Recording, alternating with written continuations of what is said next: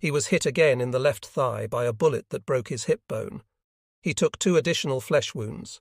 His pack was hit twice, and the chin strap on his helmet was severed by a bullet. He crawled up the beach, staggered against the seawall, and collapsed there. In fact, he spent the whole day in that position. Essentially, my part in the invasion had ended, as most of my company was wiped out. The bodies of my buddies were washing ashore, and I was the only living body among so many of my friends, all of whom were dead, in many cases very severely blown to pieces. On his boat, Lieutenant Edward Tidrick was first off. As he jumped from the ramp into the water, he took a bullet through his throat. He staggered to the sand, flopped down near Private Leo Nash, and raised himself up to gasp, "Advance with the wire cutters!" At that instant, a machine gun bullet ripped through Tidrick from crown to pelvis. By 6:40 a.m., only one officer from the company was alive, Lieutenant E. Ray Nance. He had been hit in the heel and the belly. Every sergeant was either dead or wounded. On one boat, when the ramp was dropped, every man in the 30-man assault team was killed before any of them could get out. Private George Roach was an assistant flamethrower. He weighed 125 pounds and carried over 100 pounds of gear ashore, including his M1 rifle, ammunition, hand grenades, a 5-gallon drum of flamethrower fluid, assault wrenches, and a cylinder of nitrogen. We went down the ramp, and the casualty rate was very bad.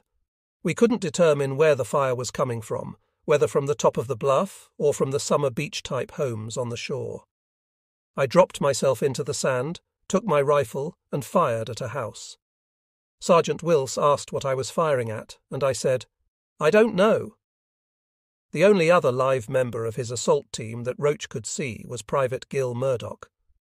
The 2 men were lying together behind an obstacle. Murdoch had lost his glasses and could not see. "Can you swim?" Roach asked. "No," Murdoch replied. "Well, look, we can't stay here. There's nobody around that seems to have any idea of what to do. Let's go back in the water and come in with the tide." They fell back and got behind a knocked-out tank. Both men were slightly wounded. The tide covered them, and they climbed onto the tank. Roach started to swim to shore. A swain from a Higgins boat picked him up about halfway in. He pulled me on board. It was around 10:30 a.m., and I promptly fell asleep. Roach eventually got up to the seawall where he helped the medics. The following day he caught up with what remained of his company. I met General Cotter and had a brief conversation with him. He asked me what company I was with, and I told him. He just shook his head. Company A was just out of action when we got together. There were 8 of us left from Company A, ready for duty. Cotter asked Roach what he was going to do when the war was over. "Someday I'd like to go to college and graduate," Roach replied. "I'd like to go to Form 5. 5 years to the day later, Roach graduated from Form 5. Over the years, he said in 1990, "I don't think there has been a day that has gone by that I haven't thought of those men who didn't make it." Sergeant Lee Potch's landing craft was about to swamp as it approached the shore. Everyone was bailing with helmets. We yelled to the crew to take us in. We would rather fight than drown. As the ramp dropped, we were hit by machine gun and rifle fire. I yelled to get ready to swim and fight. We were getting direct fire right into our craft. My 3 squad leaders in front and others were hit. Some men climbed over the side. 2 sailors got hit. I got off in water only ankle deep, tried to run, but the water was suddenly up to my hips. I crawled to hide behind a steel beach obstacle. Bullets hit off it. Others hit more of my men. We got up to the beach to crawl behind the shingle, and a few of my men joined me. I took a head count, and there were only 11 of us left from the 30 on the craft. As the tide came in, we took turns running out to the water's edge to drag wounded men to cover. Some of the wounded were hit again while on the beach. More men crowded up, and more people were hit by shell fire. People tried to help each other while we were there. I told Jim Hickey that I would like to live to be 40 years old, work 40 hours a week, and make $1 an hour. When I joined up, I was making 37.5 cents an hour. I felt, boy, I would really have it made at $140 a week. Jim Hickey still calls me from New York on June 6th to ask, "Hey, Sarge, Are you making $40 per yet? Company A had hardly fired a weapon. Almost certainly it had not killed any Germans. It had expected to move up to Ville-du-Roi and be on top of the bluff by 7:30 a.m., but at 7:30 a.m. its handful of survivors were huddled up against the seawall, virtually without weapons. It had lost 96% of its effective strength, but its sacrifice was not in vain. The men had brought in rifles, BRs, grenades, TNT charges, machine guns, mortars, mortar rounds, flamethrowers, rations, and other equipment. This was now strewn across the sand at Dog Green. The weapons and equipment would make a life-or-death difference to the following waves of infantry coming in at higher tide and having to abandon everything to make their way to shore. F Company 116th, supposed to come in at Dog Red, landed near its target area, the boundary between Dog Red and Easy Green. But G Company, supposed to be to the right of F at Dog White, drifted far left, so the two companies came in together directly opposite the heavy fortifications at Le Moulin. There was a kilometre or so gap to each side of the intermixed companies, which allowed the German defenders to concentrate their fire. For the men of F and G companies, the 200 metres or more journey from the Higgins boats to the shingle was the longest and most hazardous trip they had ever experienced or ever would. The lieutenant commanding the assault team on Sergeant Harry Bear's boat was killed as the ramp went down. As ranking non-com, Bear related, "I tried to get my men off the boat and make it somehow to get under the sea wall. We waded to the sand and threw ourselves down, but the men were frozen, unable to move. My radio man had his head blown off 3 yards from me. The beach was covered with bodies, men with no legs, no arms. God, it was awful." When Bear finally made it to the seawall, dodging and ducking behind beach obstacles to get there, he tried to get the men organised. There were only 6 out of his boat alive. He was soaking wet, shivering, but trying like hell to keep control. I could feel the cold fingers of fear grip me. On the boat coming in, Private John Robertson of F Company was throwing up over the side. His sergeant yelled at him to get his head down. Robertson replied, "I'm dying of seasickness. It won't make much difference." The coxswain hit a sandbar and shouted that he was unloading and getting the hell out of there. The ramp went down, and our guys started jumping out into water up to their necks. Robertson was toward the rear of the boat. He saw his leader, Lieutenant Hilscher, get killed by an exploding shell. Then the flamethrower got blown up. Robertson jumped out despite his 60 pounds of ammunition and other equipment. He managed to struggle his way inland to where the water was about a foot deep. I just lay there, wondering what I was going to do. It wasn't long before he made a quick decision. Behind him was a Sherman tank with pontoons wrapped around it. He had 2 choices: get run over by the tank or run through the machine gun fire and the shelling. How I made it, I'll never know, but I got to the shingle and tried to survive. When Sergeant Warner Hamlet of F Company made it to the shore, he found that the weight of wet clothes, sand and equipment made it difficult to run. He could hear men shouting, "Get off the beach," and realised our only chance was to get off as quickly as possible, because there we were sitting ducks. He stumbled forward and saw a hole and jumped in. He landed on top of Private O.T. Grimes. A shell exploded within 10 metres of Hamlet and blew his rifle from his hands while sending his helmet flying off his head. Crawling on his elbows and knees, he retrieved his rifle and helmet, then waited to regain his strength and see if his legs would support his weight. They did. By short leaps and advances, using obstacles for protection, he worked his way toward the shingle. While he was resting behind an obstacle, Private Gillingham, a young soldier, fell beside him, white with fear.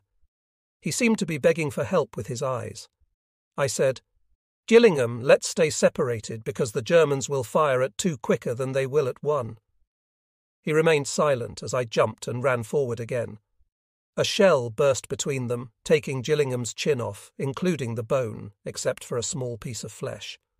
He tried to hold his chin in place as he ran toward the shingle. He made it, and Bill Hawkes and I gave him his morphine shot. We stayed with him for approximately 30 minutes until he died. The entire time he remained conscious and aware that he was dying. From the beach to the shingle looked like the most desirable place in the world at that moment. But when they reached it, they found concertina wire covering it. There was no way to get across without blowing the wire. Nothing on the other side but more death and misery. Although they were now protected from machine gun and rifle fire coming down from the German trenches on the bluff, they were exposed to mortar fire. The few who made it had no organisation and little or no leadership.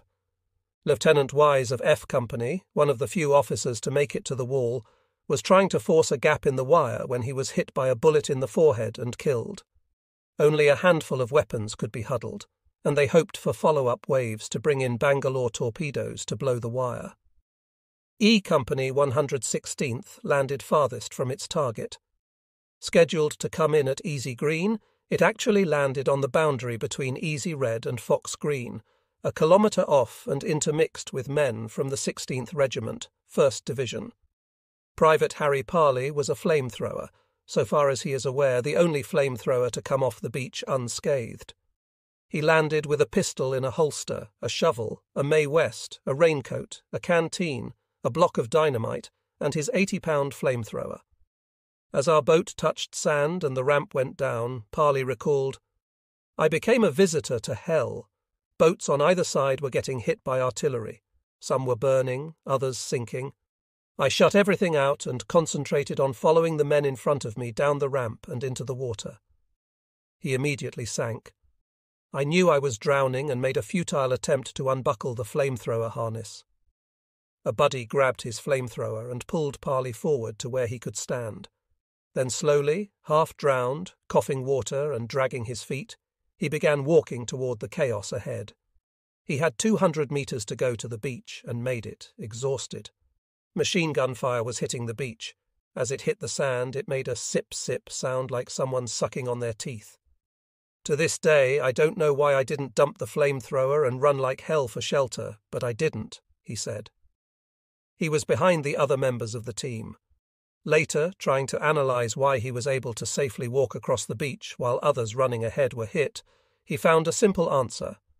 The Germans were directing their fire down onto the beach so that the line of advancing attackers would run into it. Since he was behind, he was ignored. In short, the burden on his back may well have saved his life.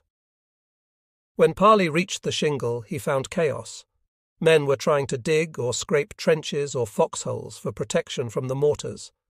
Others were carrying or helping the wounded to shelter. We had to crouch or crawl on all fours when moving about. To communicate, we had to shout above the din of the shelling from both sides, as well as the explosions on the beach. Most of us were in no condition to carry on. We were just trying to stay alive.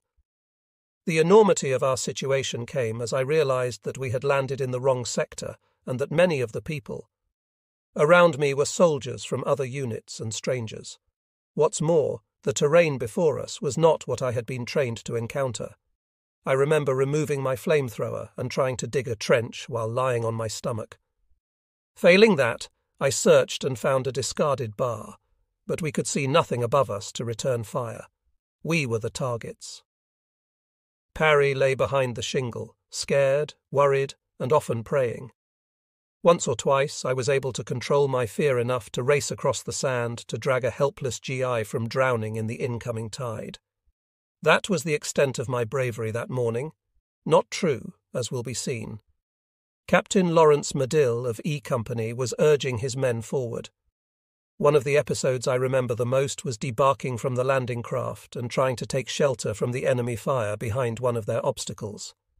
I recall Walter A. Smith and Captain Medill coming up behind me and others, ordering all who could move to get off the beach. I looked up at him, and his left arm appeared to be almost blown off. Medill made it to the seawall, where he discovered that one of his company mortars had also made it, but had no ammunition. He ran back to the beach to pick up some rounds. As he was returning, he was hit by machine gun fire.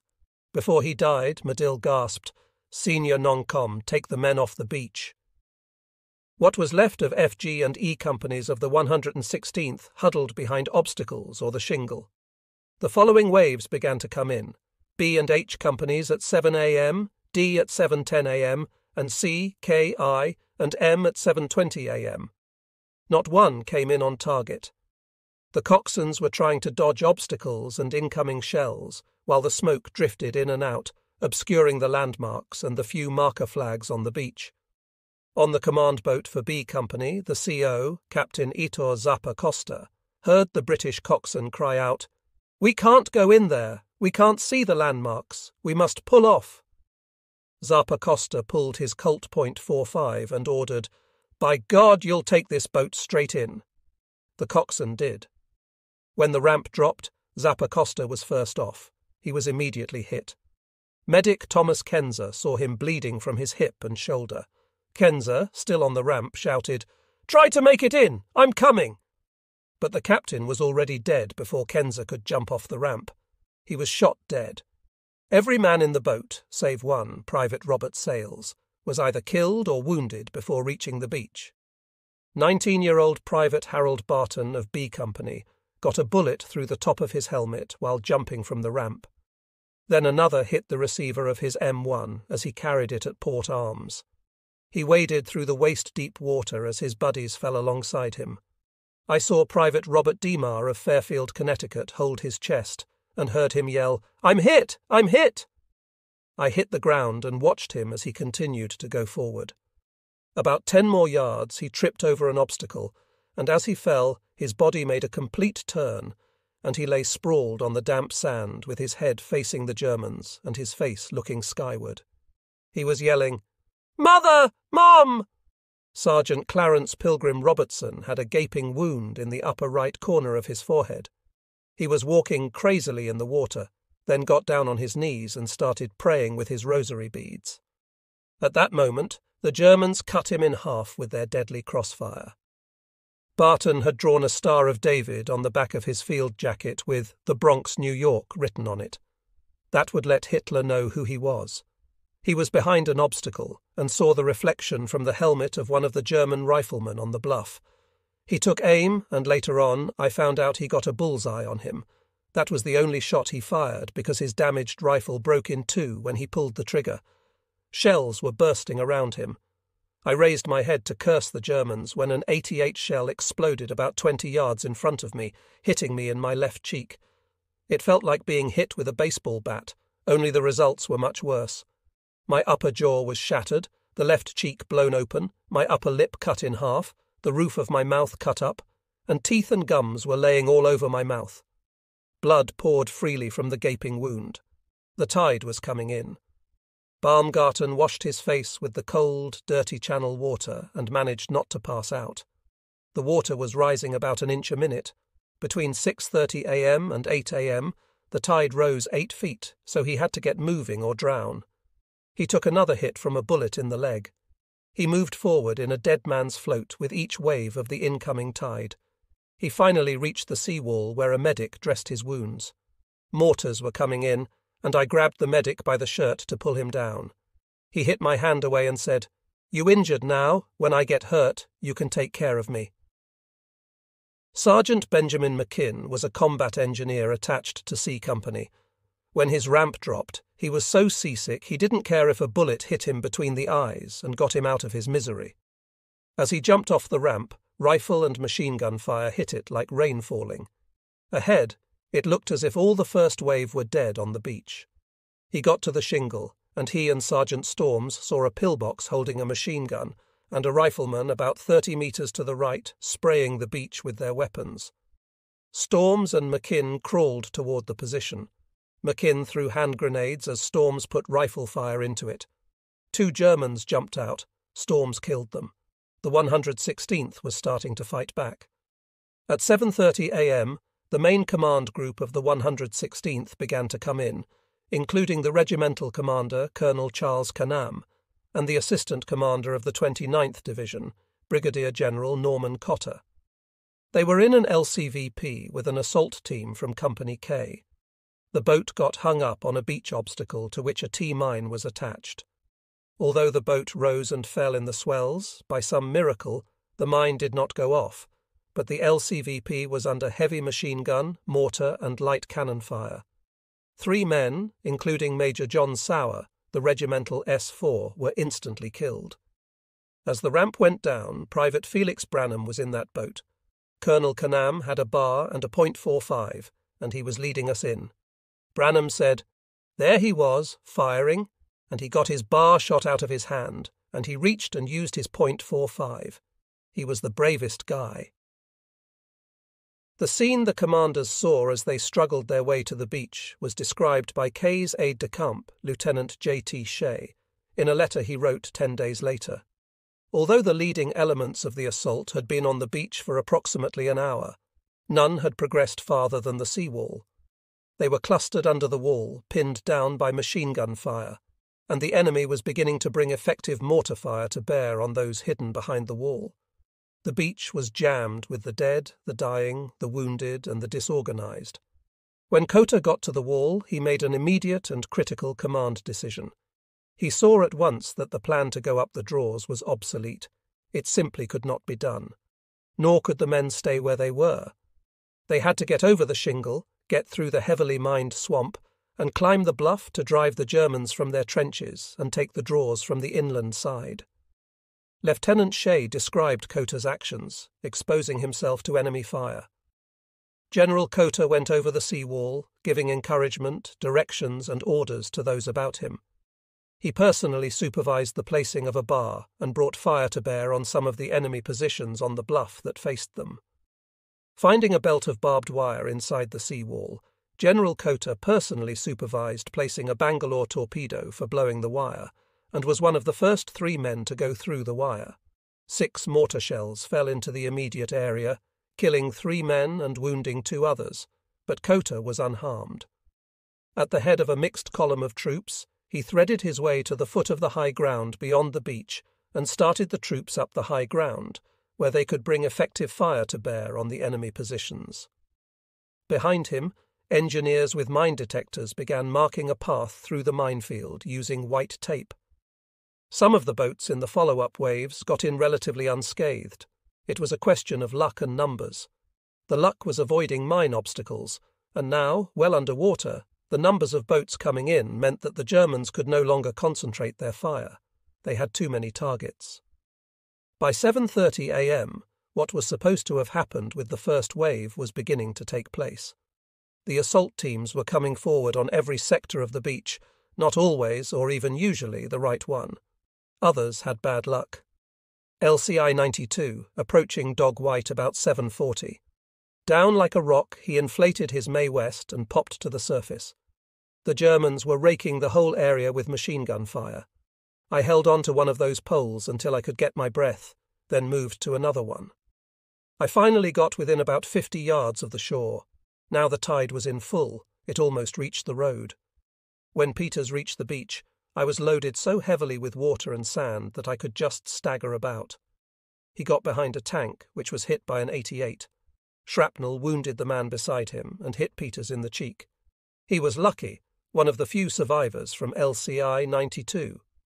Captain Robert Walker of Headquarters Company was on LCI 91, just behind LCI 92. LCI 94, the one Poppy, the skipper, decided not to take into that sector, was just to the left of LCIs 91 and 92. As LCI 91 approached the beach, it began taking rifle and machine gun fire. Maneuvering through the obstacles, the LCI got caught on one of the pilings and set off a teller mine. The explosion tore off the starboard landing ramp. The skipper tried to back off, but Walker moved to the portside ramp, only to find it engulfed in flames. A man carrying a flamethrower had been hit by a bullet, and another bullet had set the jellied contents of his fuel tank on fire. Screaming in agony, he dove into the sea. I could see that even the soles of his boots were on fire. Men around him also burned. Walker saw a couple of riflemen with horrendous drooping face blisters. The skipper came running to the front deck, waving his arms and yelling, "Everybody over the side!" Walker jumped into water about 8 feet deep. He was carrying so much equipment that, despite 2 Mae Wests, he could not stay afloat. He dropped his rifle, then his helmet, then his musette bag, which enabled him to swim to where he could touch bottom. Here I was on Omaha Beach. Instead of being a fierce, well-trained fighting infantry warrior, I was an exhausted, almost helpless, unarmed survivor of a shipwreck. When he got to waist-deep water, he got on his knees and crawled the rest of the way, working his way forward to the sea-wall. He saw the body of Captain Zappa Costa at the sea-wall. I saw dozens of soldiers, mostly wounded. The wounds were ghastly to see. 49 years later, Walker recorded that the scene brought to his mind Tennyson's lines in The Charge of the Light Brigade, especially. He added that, so far as he could tell, every GI knew the lines. There's not to reason why, there's but to do and die. Even if the soldiers did not know the source, those on Omaha Beach who had committed the poem to memory surely muttered to themselves, "Else someone had blundered." Walker came to the conclusion that any place was better than this. The plan was kaput. He couldn't go back. He set out on his own to climb the bluff. He picked up an M1 and a helmet from a dead soldier and moved out. I was alone and completely on my own. Major Sidney Bingham, USMA 1940, was COO of the 2nd Battalion, 116th. When he reached the shingle, he was without radio aid or runner. His S3 was dead, his headquarters company commander wounded, his E company commander dead, his F company commander wounded, his H company commander killed, and in E company there were some 55 killed out of a total of just over 200 who landed. Bingham was overwhelmed by a feeling of complete futility. Here I was, the battalion commander, unable for the most part to influence action or do what I knew had to be done. He set out to organize a leaderless group from F Company and get it moving up the bluff. By this time, around 7:45 a.m., unknown others were doing the same, whether NCOs, junior officers, or in some cases privates. Staying on the beach meant certain death. Retreat was not possible. Someone had to lead, and men took the burden on themselves and did. Bingham put it this way. The individual and small unit initiative carried the day. Very little, if any, credit can be accorded company, battalion, or regimental commanders for their tactical prowess and/or their coordination of the action. Bingham did an analysis of what went wrong for the first and second waves. Among other factors, he said the men were in the Higgins boats far too long. Seasickness, occasioned by the 3 or 4 hours in LCVPs, played havoc with any idealism that may have been present. It markedly decreased the combat effectiveness of the command. In addition, the individual loads carried were, in his view, greatly excessive. They hindered mobility and, in some cases, caused death by drowning. In his view, if the enemy had shown any sort of enthusiasm and moved toward us, they could have run us right back into the channel without any trouble. From June 6, 1944, until 1990, Bingham carried with him an unjustified self-criticism. I've often felt very ashamed of the fact that I was so completely inadequate as a leader on the beach on that frightful day. That is the way a good battalion commander feels when he is leading not much more than a squad. But Bingham got that squad over the shingle and into an attack against the enemy, which was exactly the right thing to do, and the only thing he could do under the circumstances. The Germans did not counterattack for a number of reasons, some of them good ones. First, they were not present in sufficient strength. General CCE had but 2 of his infantry battalions and 1 artillery battalion on the scene, about 2,000 men or less than 250 per kilometre. Second, he was slow to react. Not until 7:35 a.m. did he call up his division reserve, Kampfgruppe Meyer, named for the COO of the 95th Regiment of C's 352nd Division. Then he decided to commit only a single battalion, which did not arrive until midday. He was acting on a false assumption that his men had stopped the invasion at Omaha. Third, the German infantrymen were not trained for assaults, only to hold their positions and keep firing. One German private, who was manning an MG-42 on top of the bluff, put it this way in a 1964 radio interview. "It was the first time I shot at living men. I don't remember exactly how it was. The only thing I know is that I went to my machine gun and I shot. The sacrifice of good men that morning was just appalling. Captain Walter Schilling of D Company, who had given a magnificent briefing to his magnificently trained men, was in the lead boat in the third wave. He was as good a company CEO as there was in the US Army. The company was coming into a section of the beach that had no one on it. There was no fire. Schilling remarked to Private George Cobby, "See, I told you it was going to be easy." Moments later, before the ramp went down, Schilling was killed by a shell. Lieutenant William Gardner was the company executive officer, a West Point graduate described by Sergeant John Robert Slaughter as young, articulate, handsome, tough, and aggressive. He possessed all the qualities to become a high-ranking officer in the army. The ramp went down on his boat some 150 meters from shore, and they got off without loss. Gardner ordered them to spread out and keep low. He was killed by machine gun fire before he made the shore. Sergeant Slaughter's boat was bracketed by German artillery fire at 100 meters from shore. The British coxswain said he had to lower the ramp and everyone should get out quickly. Sergeant Willard Norfleet told him to keep going. "These men have heavy equipment, and you will take them all the way in." The coxswain begged, "But we'll all be killed." Norfleet unholstered his .45 Colt pistol, put it to the sailor's head, and ordered him all the way in. The coxswain proceeded. Sergeant Slaughter, up at the front of the boat, was thinking, "If this boat don't hurry up and get us in, I'm going to die from seasickness." The boat hit a sandbar and stopped. "I watched the movie The Longest Day," Slaughter recalled, "and they came charging off those boats and across the beach like banshees. But that wasn't the way it happened. You came off the craft, you hit the water, and if you didn't get down in it, you were going to get shot." The incoming fire was horrendous. "This turned the boys into men," Slaughter commented. "Some would be very brave men, others would soon be dead men, but all of those who survived would be frightened men.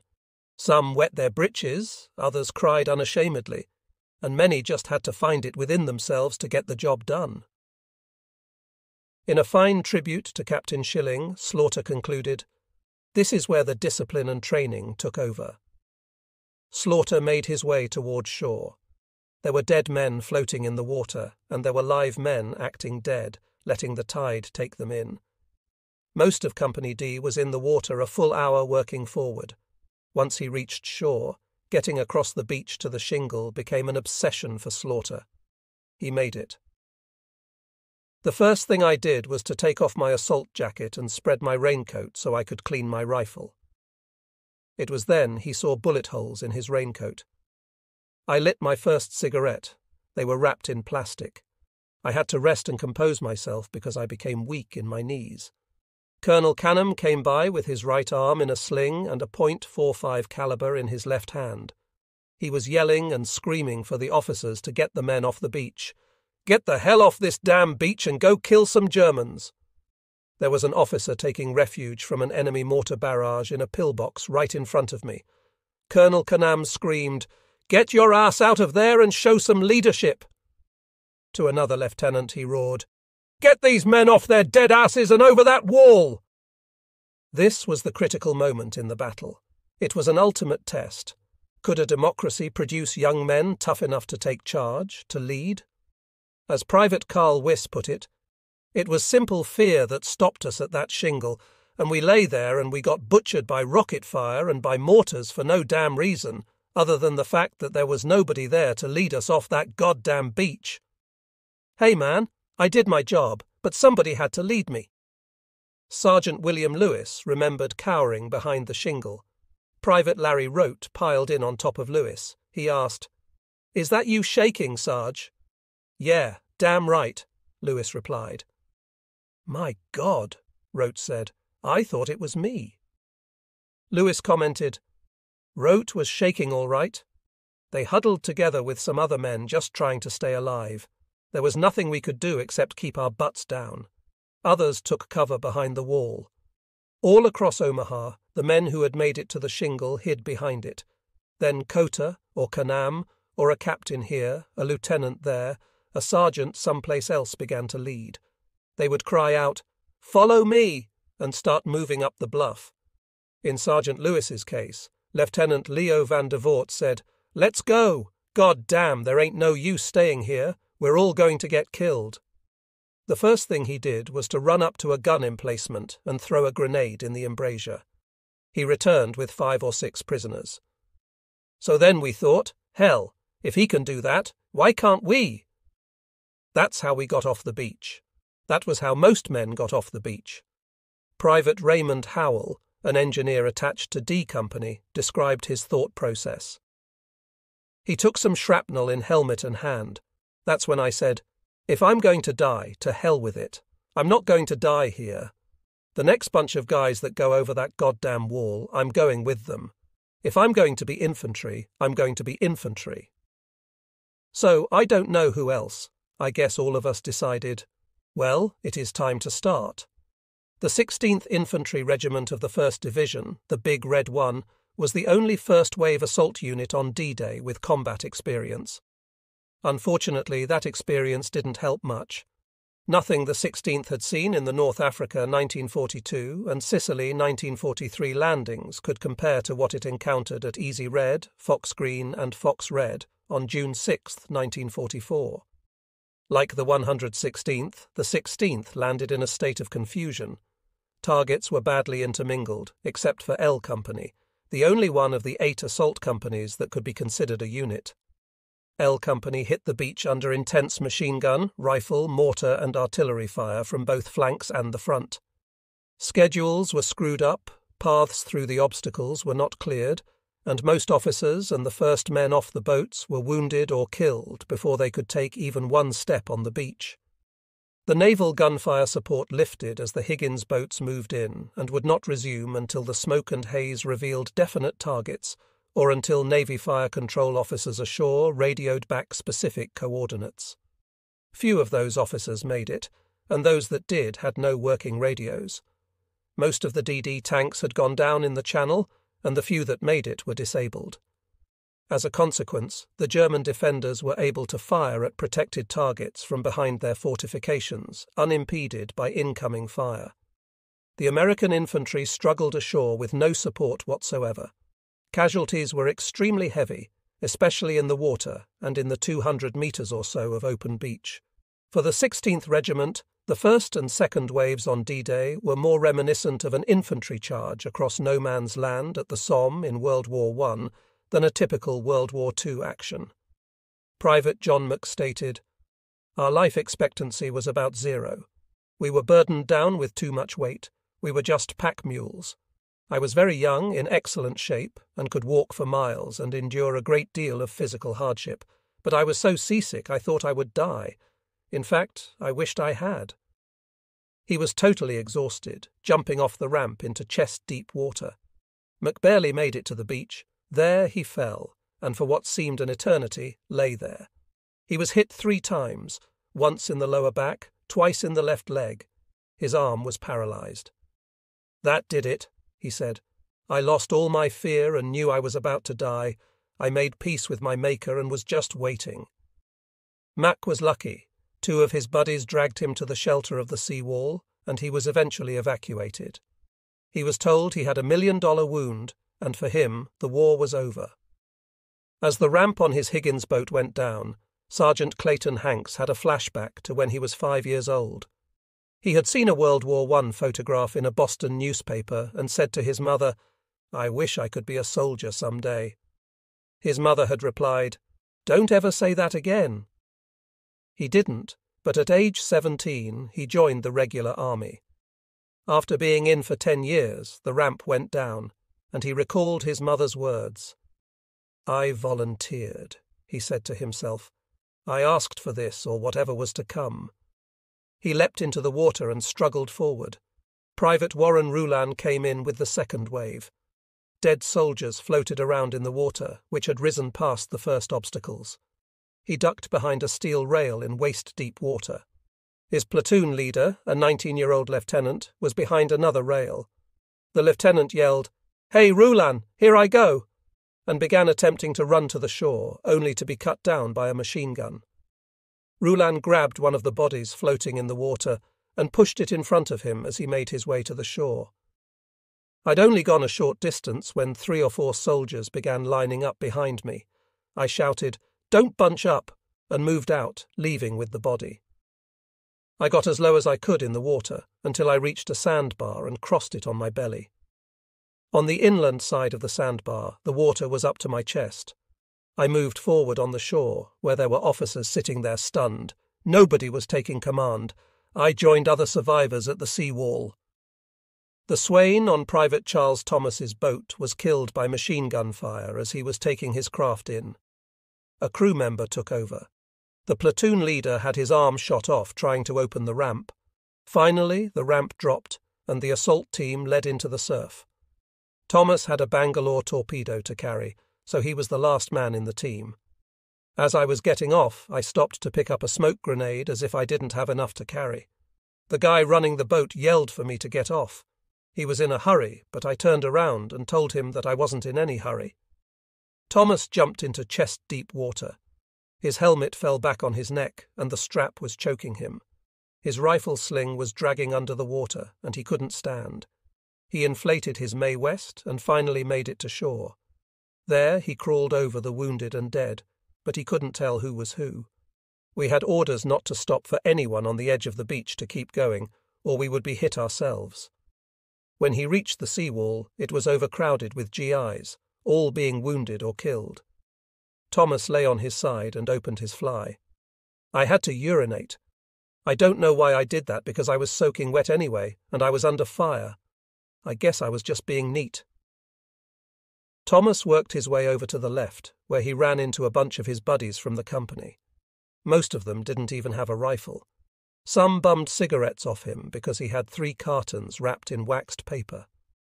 Thomas was at the base of the bluff, just below the site of the American cemetery today.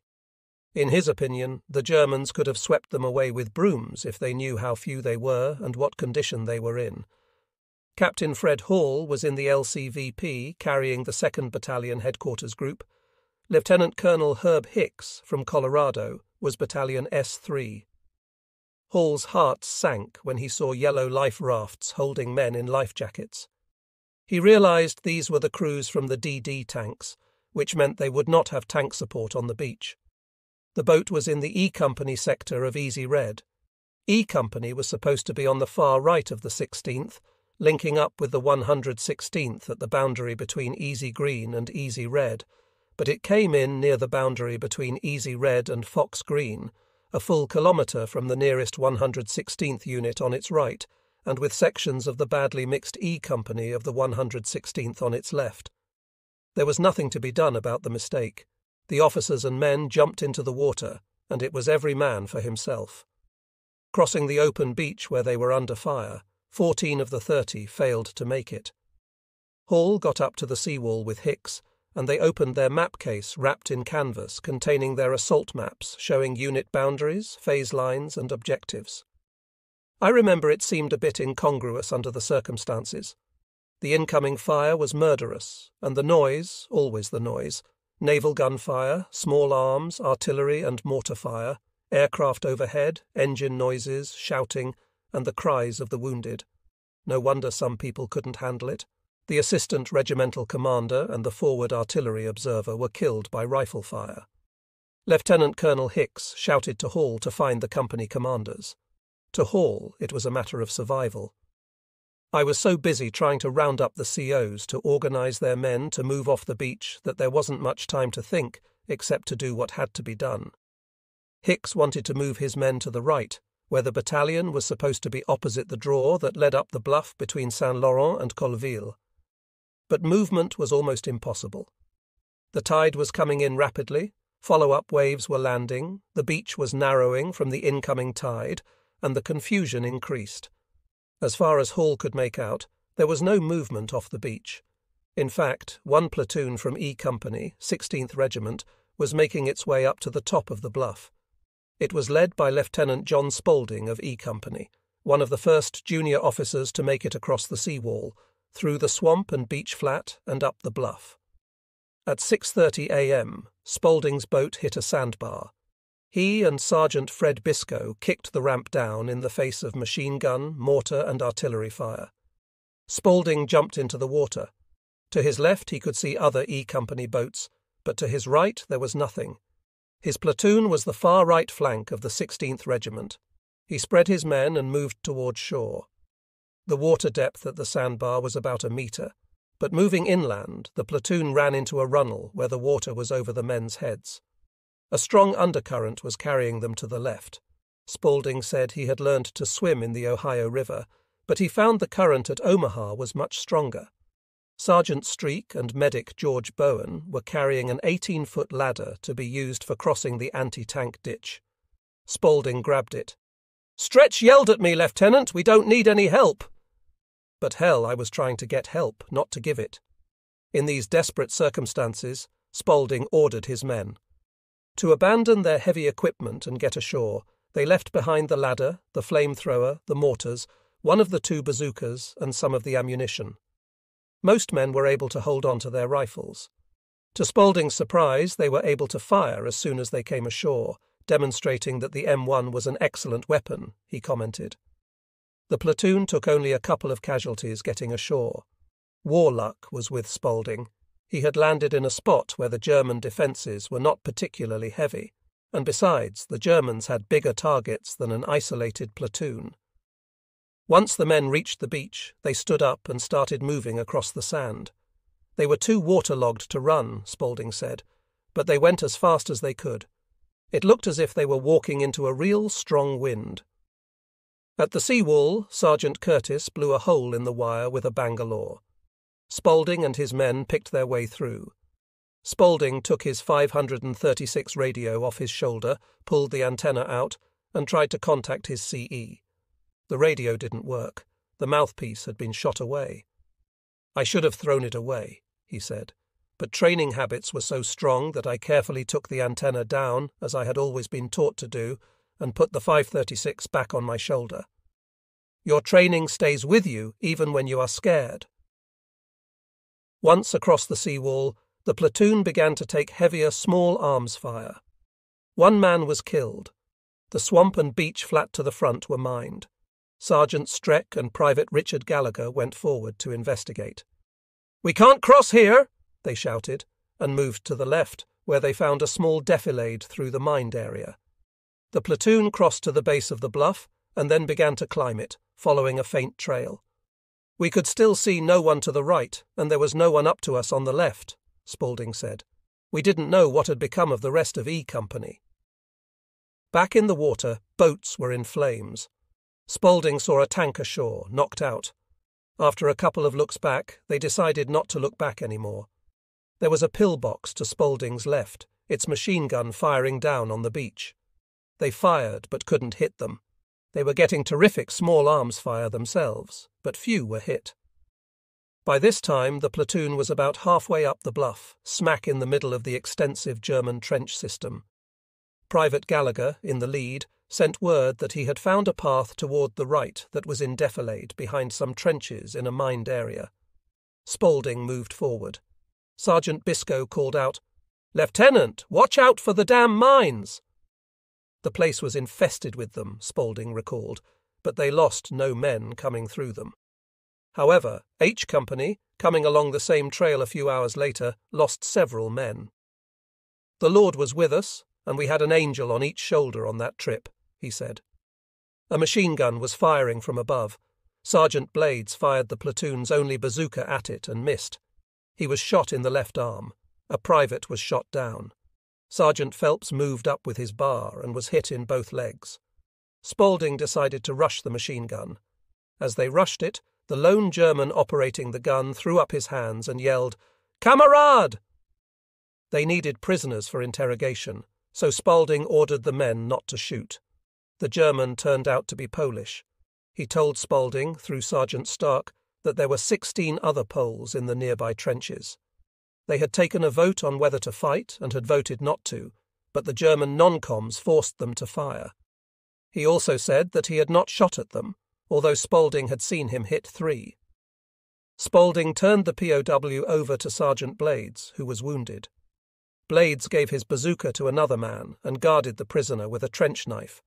Spaulding moved his wounded men into a defile where Private George Bowen, the medic, gave them first aid. Spaulding paid Bowen a tribute, saying he covered his whole section of the beach that day. No man waited more than 5 minutes for first aid. His action did a lot to help morale, and Bowen received the DSC for his work. Spaulding moved his platoon up the bluff, taking advantage of every irregularity in the ground. As they came up along the crest of the hill, Sergeant Clarence Coulson began to give assault fire from his bar. As he walked along, firing the weapon from his hip, he opened up on the machine gun to their right, firing so rapidly that his ammunition carrier had difficulty getting ammo to him fast enough. It was about 8 a.m. Americans were clearing out the trenches and advancing towards the high ground.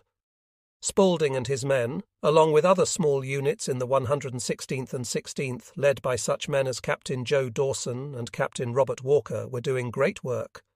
The exemplary manner in which they had seized their opportunity, their dash, boldness, initiative, teamwork, and tactical skills were outstanding.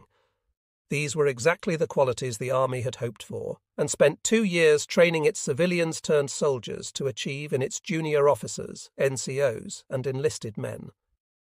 The industrial miracle of production in the United States during World War II was one of the great accomplishments in the history of the Republic. The job the Army did in creating and shaping leadership qualities in its junior officers, just college-age boys most of them, was also one of the great accomplishments in the history of the Republic. At 8 a.m., the small groups making their way up the bluff were unaware of each other. Spaulding and his men were about midway between Civille and Es-Laurent. The latter village was their target. There they expected to link up with E Company, 116th coming in from their right.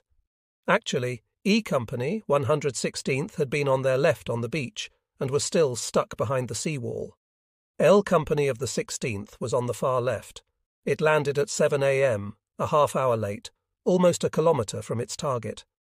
Scheduled to land at the foot of the draw that led directly to Seville, it instead landed at Fox Green, the eastern edge of Omaha Beach, where the tidal flat almost reached the bluff and where the first rise of the bluff was cliff-like in steepness. Because the boats were late, the tide had covered the outermost line of beach obstacles. No company had been scheduled to land on Fox Red, so no engineers had been there to blow the obstacles. Private Kenneth Romansky saw the boat to his right blow up. He looked left, and that boat also hit a mine. He saw a GI go up about 10 feet in the air, arms and legs outstretched, his whole body in flames. About that time, their platoon leader, Lieutenant Godwin, said, "Back it up! Back it up! Put the damn thing in reverse!" The British coxswain did. He pulled back about 100 metres and moved to the left. "Drop the ramp," Lieutenant Godwin ordered. The water was 8 feet deep. Romansky moved out and immediately hit bottom.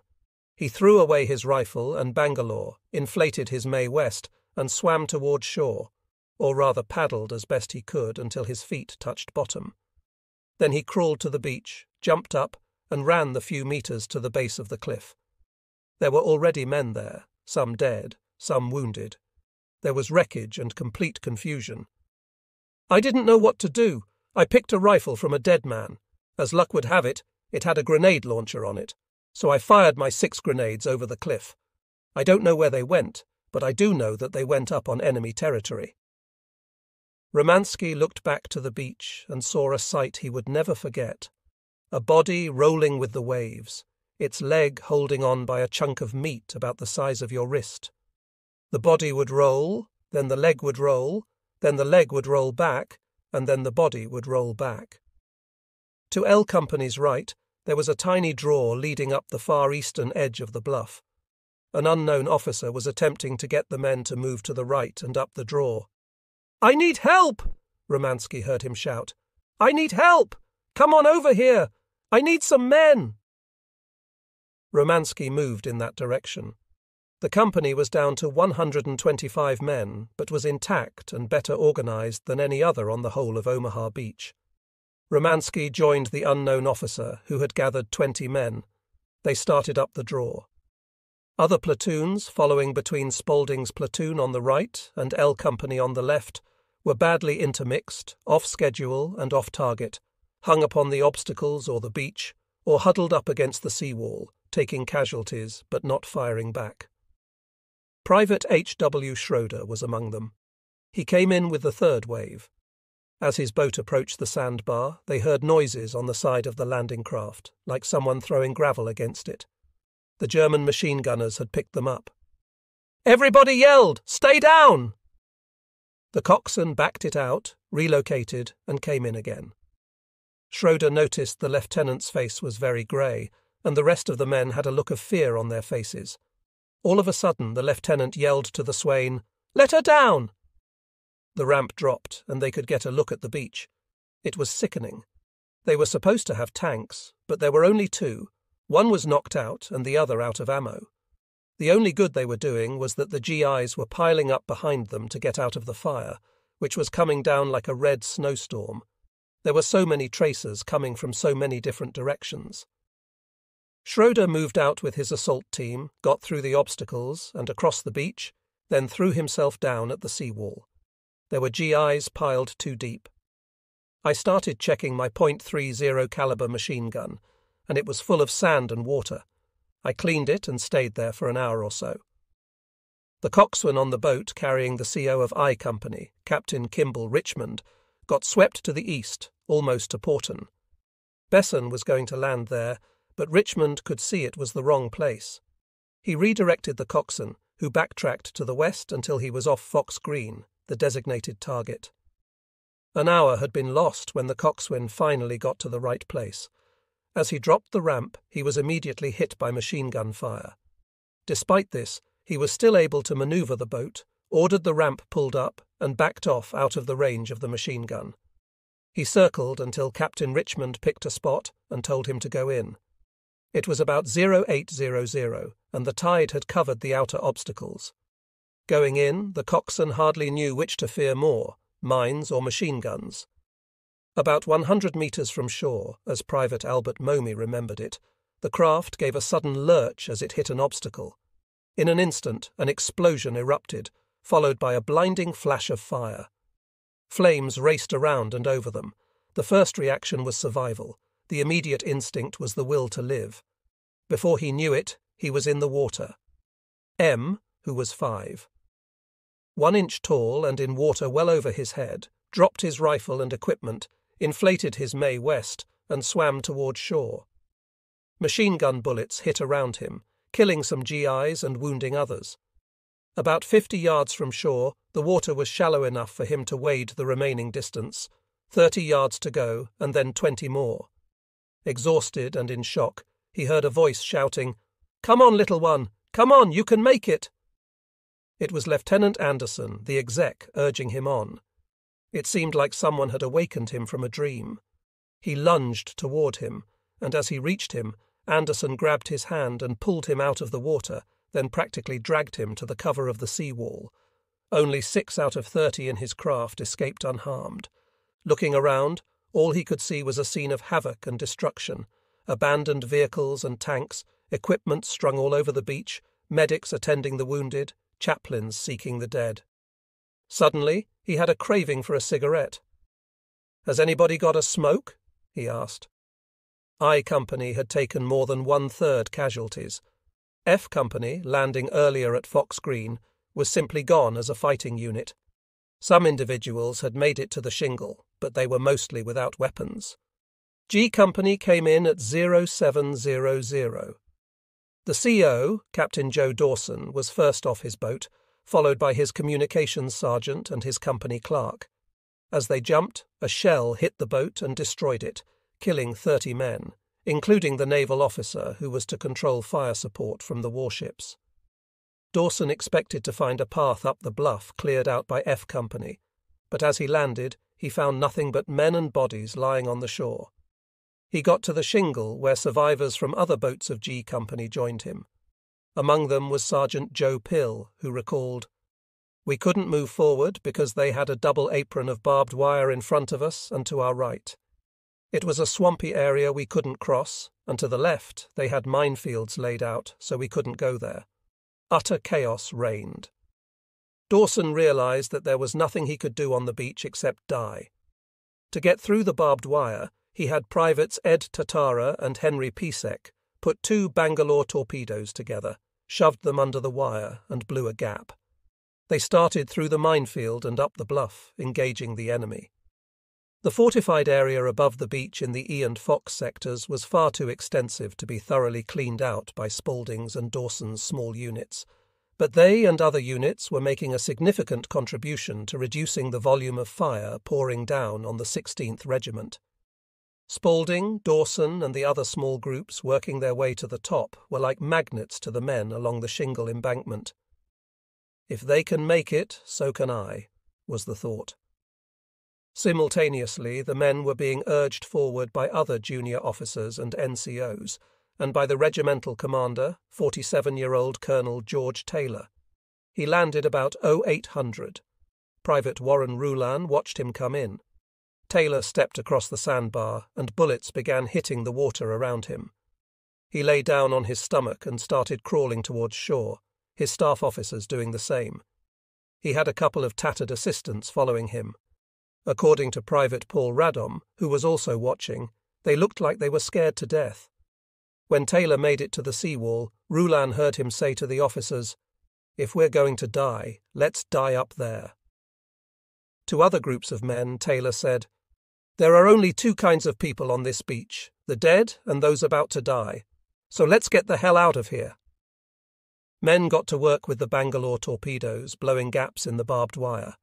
Engineers with mine detectors moved through, then started laying out tape to show where they had cleared paths through the minefields.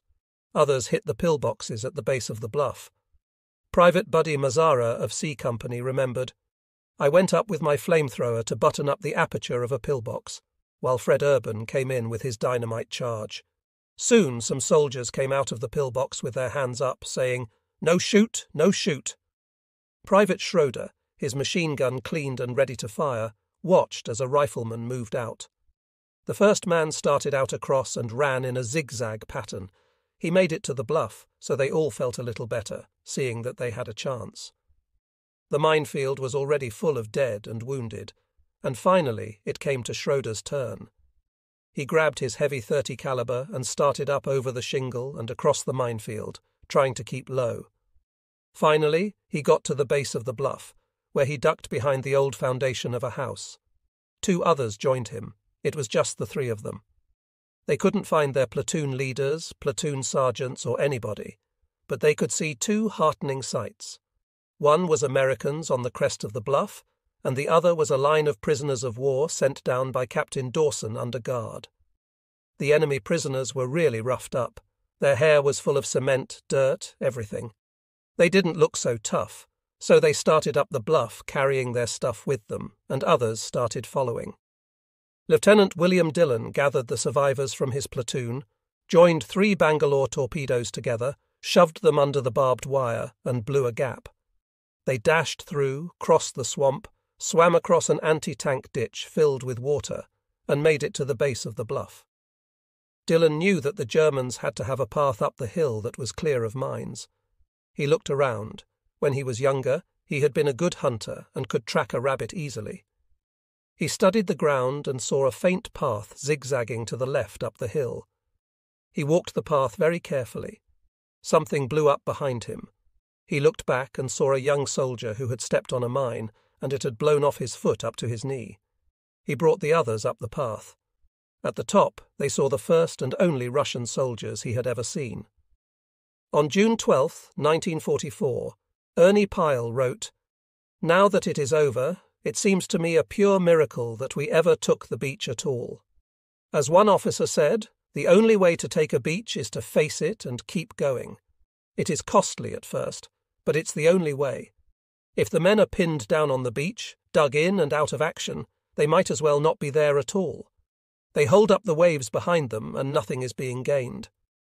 Our men were pinned down for a while, but finally they stood up and went through, and so we took that beach and accomplished our landing. We did it with every advantage on the enemy's side and every disadvantage on ours." In light of a couple of days of retrospection, we sit and talk and call it a miracle that our men ever got on at all, or were able to stay on. It was not a miracle, it was infantry. The plan had called for air and naval bombardments, followed by tanks and dozers to blast a path through the exits so that the infantry could march up the draws and engage the enemy.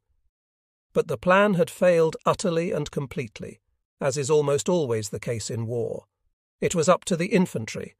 It became the infantry's job to open the exits so that the vehicles could drive up the draws and engage the enemy. Exhortation and example, backed by 2 years of training, got the GIs from the 16th Regiment to overcome their exhaustion, confusion and fear and get out from behind the shingle and start up the bluff. Colonel Taylor and many others pointed out the obvious. To stay behind the shelter was to die. Retreat was not possible. Captain Dawson, Lieutenant Spaulding, Dillon, and many others provided the example. Their actions proved that it was possible to cross the swamp, the anti-tank ditch, the minefields, and find paths to the top of the bluff.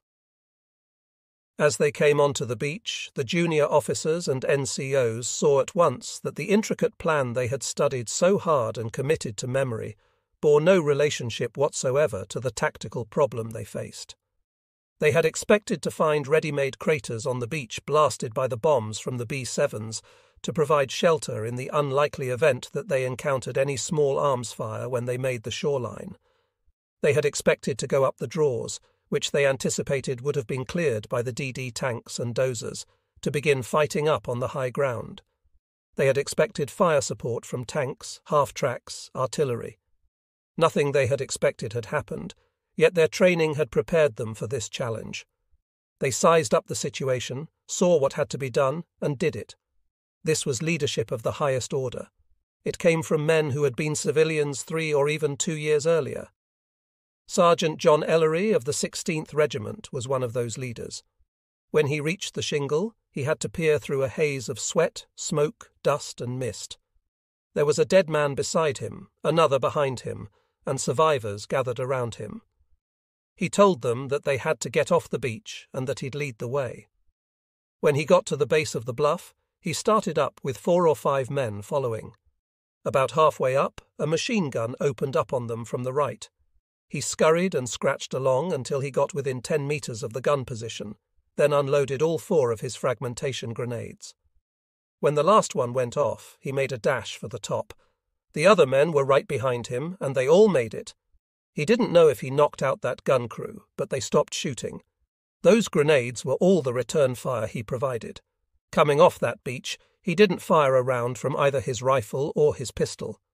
In giving his account, Ellery spoke about leadership after the war. He said, "I read about a number of generals and colonels who are said to have wandered about exhorting the troops to advance. That must have been very inspirational.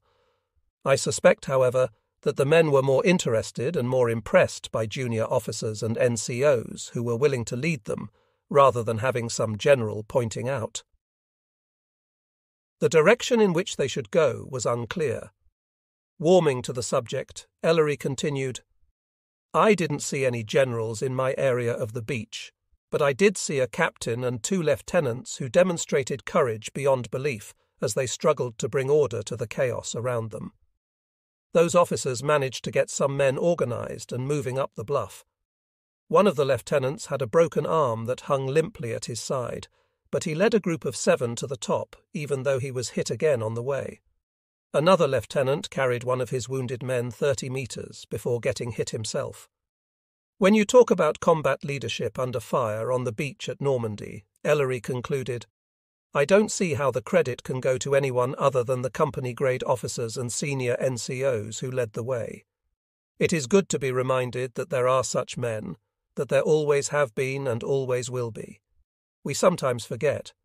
I think that you can manufacture weapons and purchase ammunition, but you can't buy valor and you can't pull heroes off an assembly line." The truth of Ellery's strongly felt opinion is obvious, but it is not the whole truth, nor is it fair to Colonel Taylor. 47-year-old men do not lead 20-year-old men up steep bluffs or into battle like General Cotter. Nor is it fair to the assembly line. It was the assembly line that had gotten the 16th Regiment and all the others across the Atlantic Ocean, across the English Channel, and to the Normandy beach with weapons in their hands. Courage and bold leadership had taken over at that point and put small groups of infantry on top of the bluff. Without support, they were not going to do much damage to the Germans, or even stay there long. They had to have reinforcements, not just infantry reinforcements. In a way, the men on top were in a position similar to World War I infantry, who led the way through no man's land in frontal assaults. They had penetrated the enemy trench system, but as with their fathers in World War I, The follow-up waves were taking machine gun fire from the flanks, while enemy artillery pounded them from the rear. The men in front were isolated. This was where the incredible production feats of American industry came into play. The larger landing craft, the LCMs, LCTs, LSTs and Rhino barges, were, by 8:30 a.m. or so, bringing in a staggering quantity of armed and armoured vehicles. The 16th Regiment at Omaha had already lost more vehicles in the water and on the beach, all of them brought from across the Atlantic, than the entire German 352nd Division ever dreamed existed. And there were almost uncountable numbers of other vehicles waiting for an opportunity to land. But at 8:30 a.m., all those tanks, DUWs, half-tracks, self-propelled artillery, trucks and jeeps were more of a problem than a solution. It was getting worse because, as the tide moved toward its high water mark, the beach area kept shrinking. At this point, General Bradley contemplated sending follow-up waves over to the British beaches because, until someone could open the doors so the vehicles could exit the beach and get up to the road net on the high ground, the vehicles caught in the traffic jam on the beach were just targets, not weapons. Someone had spelled it out clearly. Infantry in North Africa in 1943 had faced similar issues. General Eisenhower had reprimanded a general officer who had built an elaborate bomb-proof underground headquarters for himself, where he stayed during the Kasserine Pass battle. Eisenhower told him to go on a frontline inspection tour and explained to the reluctant warrior the simplest truth of war. Generals are expendable, just as is any other item in an army. War is waste. Men and equipment are expendable so long as their destruction or death contributes to the ultimate goal of victory. At Omaha Beach, they were expended in fearful numbers. Hundreds of young men and boys, trained at enormous expense, were killed, many before they could fire a shot. Equipment losses were staggering. Hundreds of tanks, trucks, self-propelled artillery, jeeps and landing craft of all types went to the bottom or were destroyed on the beach by German artillery. Thousands of radios, rifles, machine guns, ammunition boxes, K&D rations, bars, bazookas, flamethrowers, gas masks, hand grenades, and other material were destroyed, abandoned, or sunk. The equipment had made a long journey from factories in California, Illinois, Michigan, and the Deep South to East Coast ports, then across the Atlantic to England, by truck or rail to Portsmouth, and finally across the Channel, only to end up at the bottom of Omaha Beach. Some of those vehicles still rest there today. Aside from the German gunners, the major culprits were the deep trenches just inside the shallow sandbars and the mined obstacles, which at high water took a ghastly toll. The first vehicles on Omaha Beach were Sherman tanks. They arrived at H-hour minus 30 seconds. In Lieutenant Dean Rockwell's flotilla, the LCTs hit a sandbar 15 meters or so off the shoreline where they dropped their ramps, and the tanks drove off. Those coming off Rockwell's LCT dipped into the runnel, gunned their waterproof engines, and climbed toward the beach. As the tanks went clanking and grinding down the ramp, a German 88 gun, which was inflicting fire on the beach, targeted them. As Rockwell retracted, he noticed two of the tanks getting hit by 88 shells. One of them was burning. The following tanks and others from the battalion stayed offshore, about half underwater, and commenced firing their machine guns and 75mm cannons. Not all the tanks got that far. Ian Swee, skipper of LCT 7103, later reported to Rockwell that the ramp was lowered again, and the first tank was launched. The water was much deeper than expected, and as the tank went off the ramp, it went to the bottom and settled. The tank commander gave the order to abandon the tank, and the entire crew was brought back to the ship by means of a heaving line thrown from the ship. Ensign White retracted, moved 100 meters east, and tried again. The other three tanks made it to the water's edge, even as LCT 73 took a direct hit. Private J.C. Fredman, a tank driver in the 747th Tank Battalion, saw his LCT come in on the third wave. Through his periscope, he could see tanks, half-tracks, jeeps and trucks being blown up by landmines. The noise of gunfire and gunpowder, as well as the smell of death, seemed to be all around us. Everyone in my tank was praying. I kept thinking, is this the end of me? Constant shelling and shrapnel flying off the tank seemed to indicate an unleashing of the powers of hell. I wondered if all this was worth the lives taken and if we would see the next day. Colonel John Upham commanded the 743rd Tank Battalion. It went in on the heels of the first wave. He stayed a few hundred meters offshore, directing his tanks by radio. When his LCT went in at 8 a.m., he jumped over the side and waded ashore to join his tanks. Still on foot, he began to direct their fire. A rifle bullet tore through his right shoulder, but he refused medical attention. He came upon Private Charles L.C. and CP P.L. William Beckett, who had abandoned their tank after a track had been knocked off. Upham, his right arm dangling uselessly, directed them to the seawall.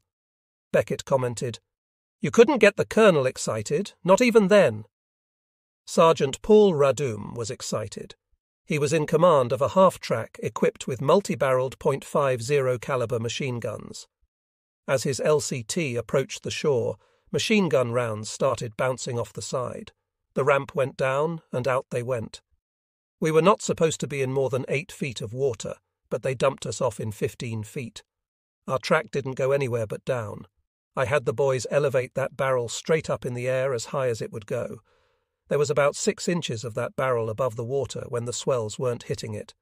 I lost everything, including my helmet. I swam back and got back on that ramp, and the rest of the crew did too, except old Mo Carr Dingledine, who couldn't swim. The last time I saw Mo, he was clinging to that barrel. I never found out what happened to old Mo. Ian Edward Kelly, commanding LCT 200, spotted Cat Dingledine as he was retracting and picked him up. Rom's LCT backed off and came in again. He jumped on Sergeant Evanger's half-track as it drove off the ramp, and his crew followed him. The track made it to shore. There was supposed to be a road cleared out for us. Then we were supposed to go in about 5 miles and secure a position. We couldn't have gotten 5 yards. The track got hit, and Radum jumped off. He picked up a helmet, then a rifle. I saw a first lieutenant lying there dead. There was the neck of a bottle sticking out of his musette bag. I snitched it. It was a bottle of black and white scotch. I joined Evanger's crew and passed the bottle around. That was the first time, and the only time in my life, that I drank scotch.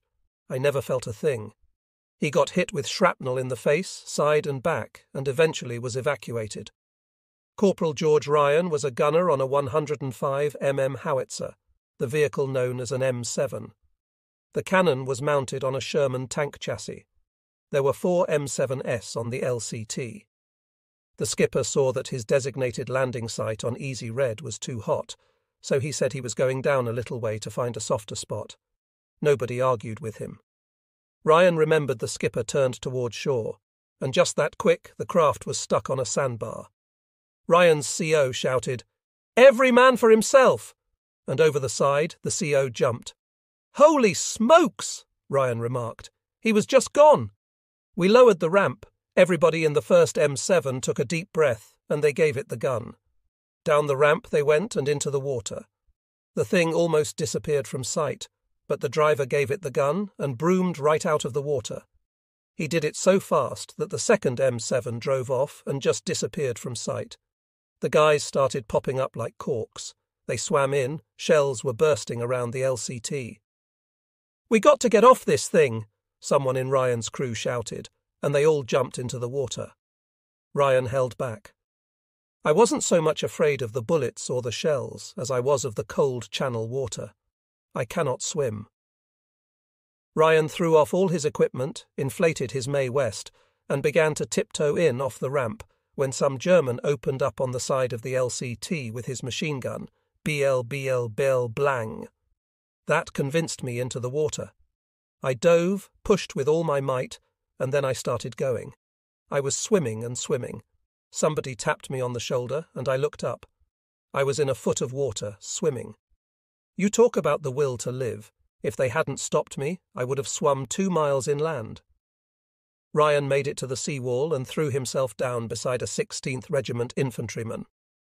"You got a cigarette?" Ryan asked. A bit later, a piece of shrapnel made a scratch on Ryan's hand. Nothing much, almost like a cat would give you. Soon a medical officer came along. He said, "Every man on this beach deserves the Purple Heart just for being here. Give me your names, fellows. If you are wounded, I can take care of you. If you are dead, I can't. If there's nothing wrong with you, I can see that you get a Purple Heart anyway." "How about this, Major?" Ryan asked, showing his scratch. The doctor said he would get him the medal, but Ryan thought, "No, I can't do this. It would cheapen it so much. A guy loses a leg and gets the Purple Heart. I get it for a scratch. That just ain't fair." He turned it down. Another crew chief on an M7 was Sergeant Jerry Eads. There were 2 M7S on his LCT. They were hooked by cable to 2 half-tracks behind. Directly behind one of the half-tracks, also connected by cable, was a truck, while a jeep was behind the other. The M7S were supposed to drag a half-track and a truck or jeep to shore. As the landing craft approached the beach, the 105mm howitzers fired at the bluff. At first it was just like a picnic because no one was firing back. All of a sudden, shells hit the water around us, and we knew we were back in the war.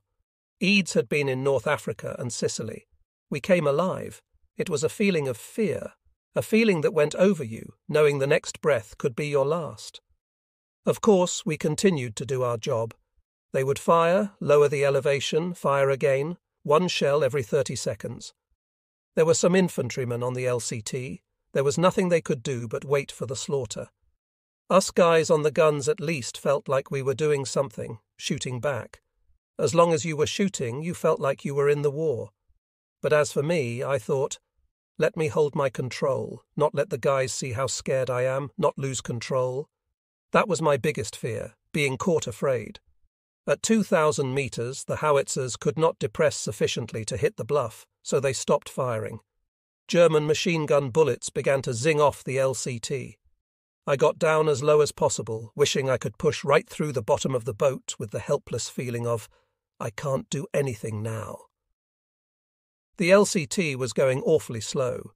We were all having the urge, like at a horse race, shaking our shoulders to get the horse to run faster. We were trying to get the boat to go faster. Eads looked at his watch. It was 8 a.m.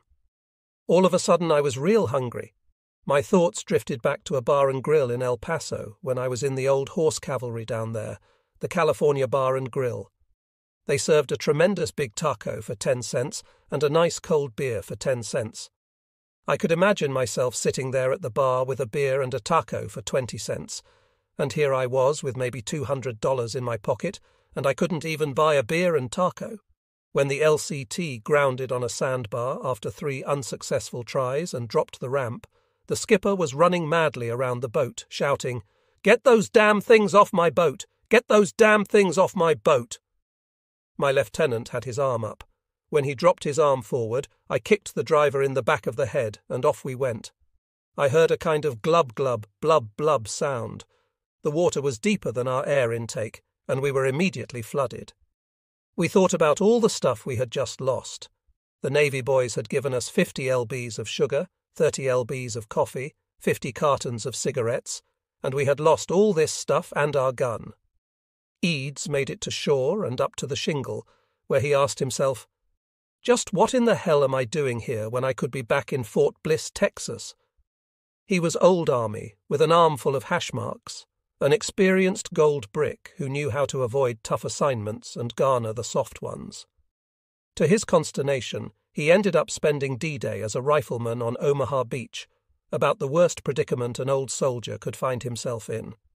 He organized a kind of provisional platoon of infantry, engineers, and artillerymen, and up the bluff held them. Because so many vehicles went glub-glub, many specialists found themselves ending up as ordinary infantry. Captain R.J. Lindo was a liaison officer for the Navy. He landed at 7:30 a.m. with 2 men to carry his radio.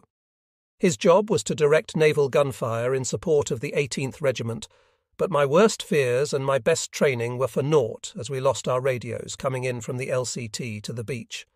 So there I was, helpless to assist in any way. I became instead a part of the infantry attack.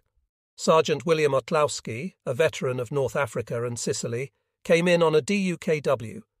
He was in command of an M7, which was far too heavy for the DUKWs to carry in anything but calm water. His DUKW was slammed up and down by a wave as it backed off its LST ramp. The rudder hit the ramp and got bent, so we were going around in tight circles and couldn't straighten out. The coxswain, a Navy boy, decided to shut off the motor, which was a mistake because that shut off the pumps, and the DUKW started to fill with water. Of course we sank. Otlowski yelled at his crew to stay together, hold hands and stay in a circle. A passing LCVP returning to its mothership for another load picked them up. They transferred to a Rhino ferry. The Rhino hit a sandbar. A lieutenant tied a rope to a jeep and told the driver to take off to test the water depth. The jeep promptly sank. "Hey, men!" the lieutenant called out. "Grab the rope and pull up the jeep!" Just then, an 88 shell burst on one side of the Rhino, then another on the far side. Otlowski yelled to the lieutenant, "Those are 88s, and the third one's going to hit right in the middle. Get your men off this boat!"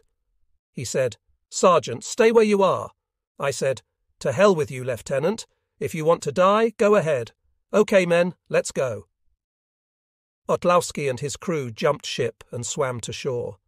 I looked back. The third 88 had hit smack in the middle of that damn barge, and every consecutive shot was right on target. Otlowski picked up a rifle, ammunition belt and helmet and moved across the beach to the seawall. He saw a young soldier walking behind it with a big roll of communication wire on his back. A lieutenant spotted the soldier and called out, "Oh boy, do we need that? Sit down right here. Give me that wire." The soldier replied, "I can't, Lieutenant. What will I do with this?" In his right hand he was carrying his left arm. Otlowski helped get the wire off his back, gave him some morphine, and yelled for a medic. Charles Sullivan was a CB on a Rhino. He helped bring in 3 loads on D-Day. Most of the vehicles were destroyed before they could fire a shot, but he concluded in 28 years of service, 3 wars, 14 overseas tours of duty, thousands of faces. Only Normandy and D-Day remain vivid as if it happened only yesterday. What we did was important and worthwhile, and how many ever get to say that about a day in their lives? Sullivan's comment brings to mind Eisenhower's remark to Walter Cronkite that no one likes to get shot at, but on D-Day more people wanted to get in on it than wanted to get out.